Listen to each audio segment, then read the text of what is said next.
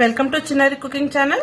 ఈ రోజు మనం ఎంతో హెల్దీ ఫుడ్ అండి, ఆకుకూరలలో తోటకూర. దీన్ని తోటకూర వేపుడు పిల్లల లంచ్ బాక్స్ కి ప్రిపేర్ చేస్తున్నానండి. సో దీన్ని ప్రిపరేషన్ ఎలా స్టార్ట్ చేయాలో చూద్దాం.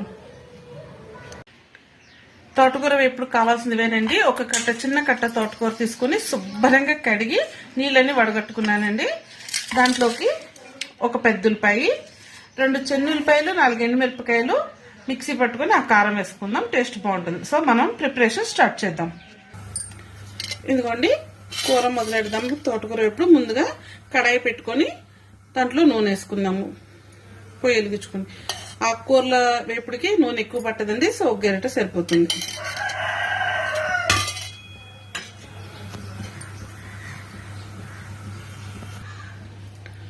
నూనె బాగా కాగిందండి. ఇప్పుడు దాంట్లో ఆవాలు, కొంచెం జీలకర్ర, కొంచెం మినపప్పు, అలాగే కొంచెం పచ్చనపప్పు వేసుకొని వేగనిద్దాం. పచ్చనపప్పు వేగిపోయిందండి. ఈ టైంలో మనం కొంచెం కరివేపాకు, అలాగే 2 ఎండుమిరపకాయలు, కొంచెం ఉల్లిపాయ సన్నగా తరిగి పెట్టుకున్న పెద్ద ఉల్లిపాయ కూడా వేసుకొని ఒకసారి కలుపుకొని, ఉల్లిపాయలు కూడా చక్కగా వేగినాయండి. కొంచెం మగ్గంగానే మనం కడిగి పెట్టుకున్న తోటకూరను కూడా ఇందులో వేసేసుకున్నాం.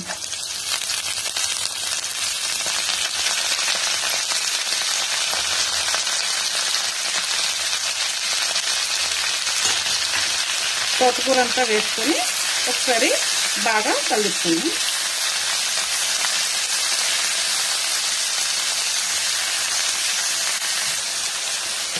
చూడండి, చక్కగా మధ్య మధ్యలో కూరను కలుపుకుంటా ఉండాలి.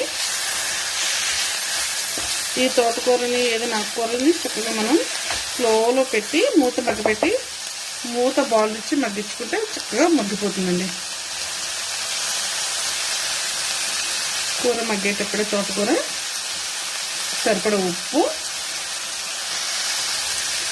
అలాగే సరిపడ పసుపు వేసుకొని చక్కగా పసుపు ఉప్పు బాగా పట్టేలాగా తోటకూరకి కలుపుకుందాం.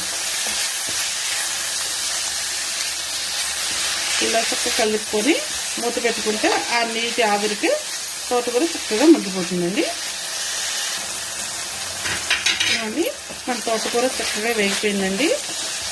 కూర చూసే ఎంత వేస్తే ఆకు ఎంత వేసి కొంచెం పడుతుంది. అప్పుడు ఉప్పు వేసేటప్పుడు, కారం వేసేటప్పుడు క్వాంటిటీ చూసి వేసుకోవాలండి. ఈ టైంలో మనం వెల్లుల్లిపాయ కారం కొంచెం దగ్గరగా గరకగా ఆడించుకున్నది ఉంది కదండి, మిక్సీ పట్టుకున్నది, అది వేసుకుందాం. ఈ కారం అంతా పట్టేలాగా బాగా కలుపుకున్నాం. ఆ వెల్లుల్లిపాయ వేయగానే ఫ్లేవర్ మంచిగా తెలుస్తుందండి, స్మెల్.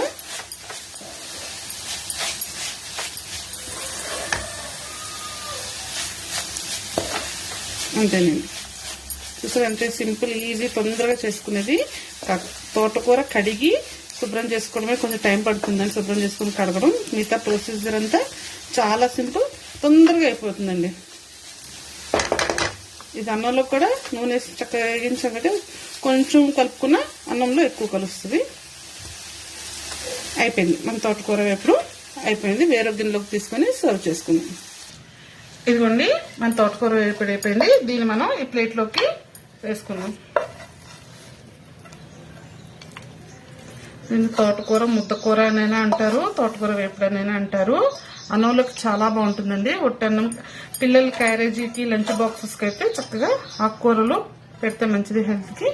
ఇవ్వండి, అయిపోయింది.